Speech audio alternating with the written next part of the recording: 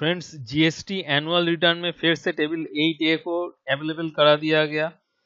आप सभी को पता है एक दिन के लिए अवेलेबल हुआ था, लेकिन 19-20 का डाटा भी उसके साथ आ रहा था, इसीलिए उस गलती को सुधारने के लिए फिर से अपडेट करके नया ऑटो पॉपुलेटेड टेबल 8A आया है, जो कि सिर्फ 18-19 का ही जीएसटीआर 2A का डेटा शो कर रहा है। मैं आया हूँ टैक्स सॉल्यूशन की तरफ से आपके साथ टेबल 8A के बारे में इंफॉर्मेशन करने शेयर। अगर आपको भी जानना है टेबल 8A के बारे में डिटेल में, तो पूरा वीडियो के साथ जुड़ा रहिए। और वीडियो शुरू करने से पहले एक इंफॉर्मेशन आप लोगों को देना चाहता हूँ। बहुत दिन से मेरे कोई दोस्त ये रिक्वेस्ट कर रहा था कि एक वीडियो ऐसा बनाया जाए जिसके अंदर रॉ डेटा को कैसे फाइनल अकाउंट में इजीली ट्रांसफर करा जाए बिना कोई अकाउंट पैकेज को यूज करके। आप वही और कोई गलती भी बिल्कुल ना हो, मतलब कैश अकाउंट मिला के अकाउंट होगा। अगले वीडियो में मैं वही दिखाने वाला हूँ। अगर आपको भी सीखना है वो इजी प्रोसेस, तो चैनल को सब्सक्राइब करना बिल्कुल मत भूलिए। तो शुरू करते हैं आज का वीडियो। तो मैं आपके सामने ओपन करने जा रहा हूँ जीएसटीआर टेबल 8A को। एनुअल रिटर्न में जाके आपको करना क्या है, देखिए 18-19 में आप सर्च कीजिएगा, एनुअल रिटर्न 9, क्लिक, नेक्स्ट।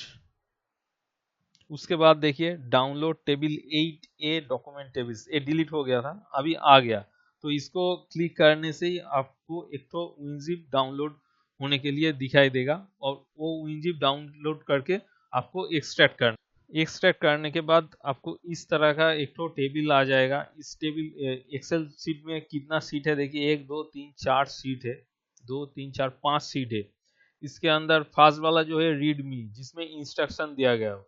तो पहले वाला जो सीट है क्या है, B2B है। उसके बाद क्या है, B2BA, मतलब अमेंडेड। अगर आपका सप्लायर कुछ इनवॉइस में अमेंडमेंट किया हो तो इसमें आ जाएगा वो डाटा। उसके बाद क्या है, क्रेडिट नोट वाला एक तो सीट है, और ये है क्रेडिट नोट अगर अमेंडमेंट होगा तो इस सीट में आ जाएगा डिटेल। पहले चले जाते हैं रीड मी वाला जो सेक्शन है, इसके अंदर रीड मी वाला सेक्शन में थोड़ा देख लेते हैं क्या लिखा है। इधर देखिए फिनेंशियल ईयर दिया है, आप सबको पता है 18-19 का ही है ये। उसके बाद क्या है, date of generation. Date of generation क्या दिया है, 13 अगस्त 2020, यानी 13 अगस्त 2020 को लास्ट डे अपडेट हुआ है। 13 अगस्त 2020 तक का इसके अंदर टेबल 8A के अंदर डिटेल है। उसके बाद क्या है, GSTR 1 filing cut off date considered for ITC 31 October 2009, मतलब 31 अक्टूबर 2019 के अंदर जितना भी सप्लायर डाटा को अपडेट किया है सब टेबल 8A के अंदर आ जाएगा।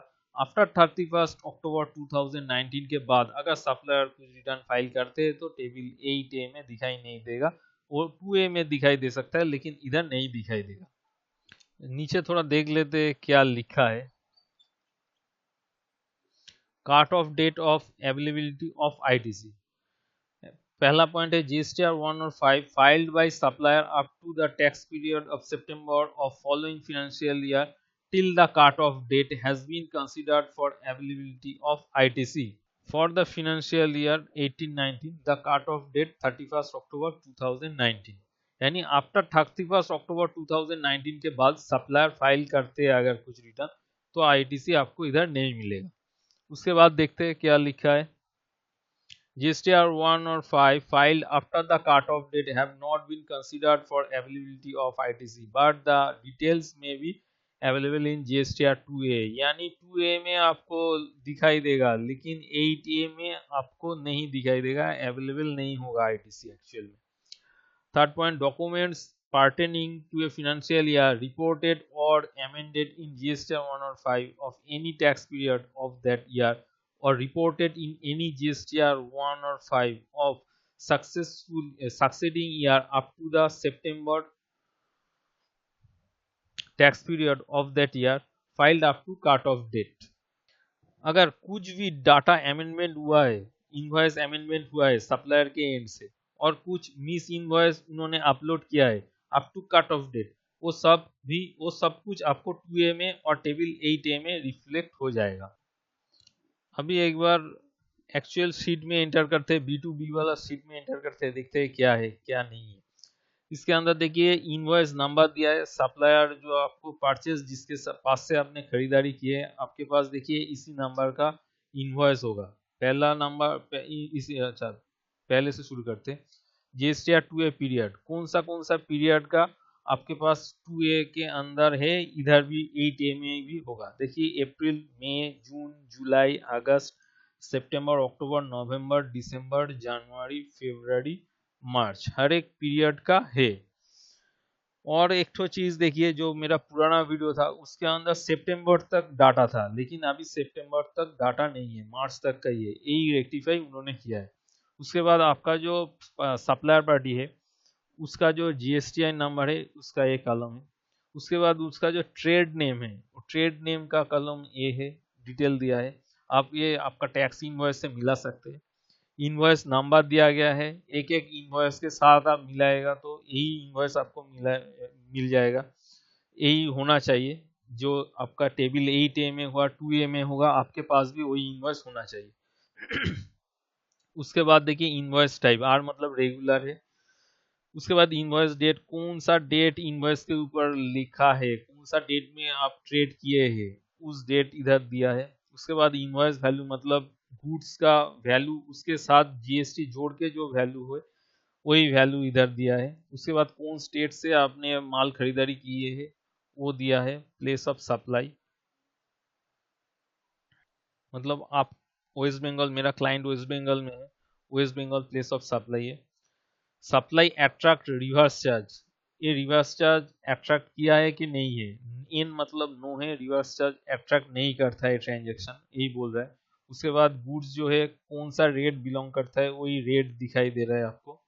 ये आपके ये सब कुछ आपको आपका जो टैक्स इनवॉइस है परचेज इनवॉइस उधर आपको दिखाई देगा। उसके बाद टैक्सेबल वैल्यू, गुड्स का जो एक्चुअल वैल्यू है वो इधर लिखा है।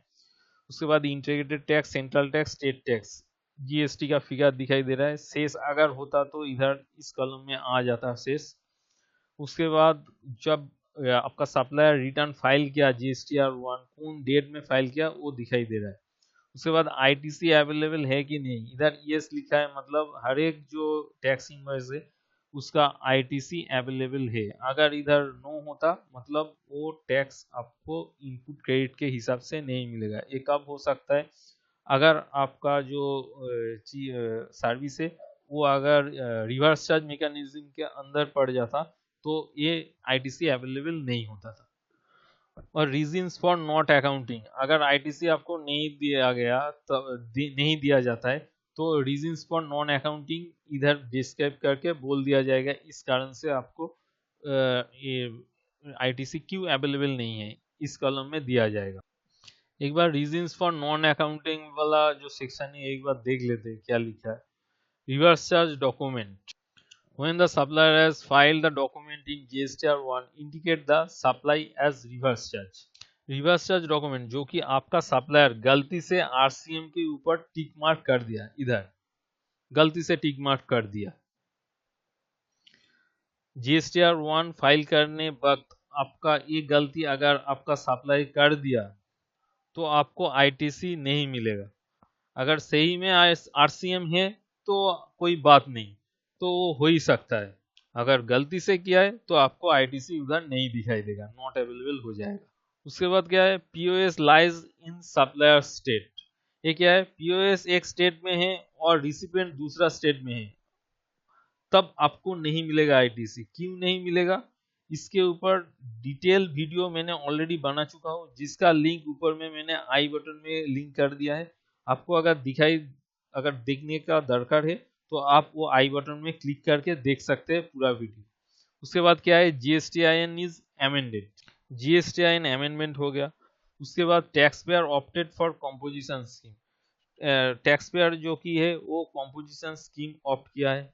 उसके बाद क्या है, invoice date is after supplier cancellation date, invoice जो डाटा है वो जेनरेट हुआ है आफ्टर कैंसिलेशन के बाद। तो ये 5 पॉइंट जो है ये सब टेबल 8A को रिलेट करता है। फ्रेंड्स मुझे लगता है ये जो टेबल 8A है एक बहुत ही अच्छा कदम जीएसटी काउंसिल के द्वारा लिया गया है।